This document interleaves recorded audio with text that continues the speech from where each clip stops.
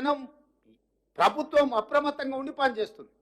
ఇవాళ పక్క రాష్ట్రంలో మన రాష్ట్రంలో కృష్ణా జిల్లా, ఖమ్మం జిల్లా కౌలపిల్లలాగా ఉంటాయి పక్కన పక్కన. ఒకే రకమైన వర్షము, ఒకే రకమైన పరిస్థితులు ఉంటే అవతలెంత జరిగింది నష్టం, యువతలెంత జరిగిందో ఒక అంచనా వేయండి. ఈ ప్రభుత్వం అప్రమత్తంగా ఉందో లేదో. అవతల నష్టం జరగడం కూడా బాధాకరం. అవతల జరుగుండొద్దు, యువతల జరుగుండొద్దు.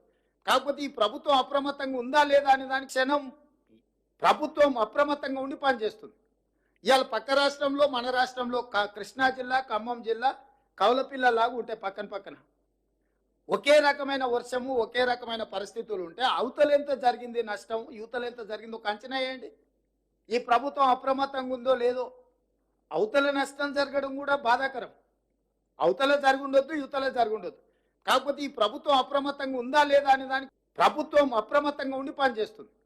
ఇవాళ పక్క రాష్ట్రంలో మన రాష్ట్రంలో కృష్ణా జిల్లా, ఖమ్మం జిల్లా కౌలపిల్లలాగా ఉంటాయి పక్కన పక్కన.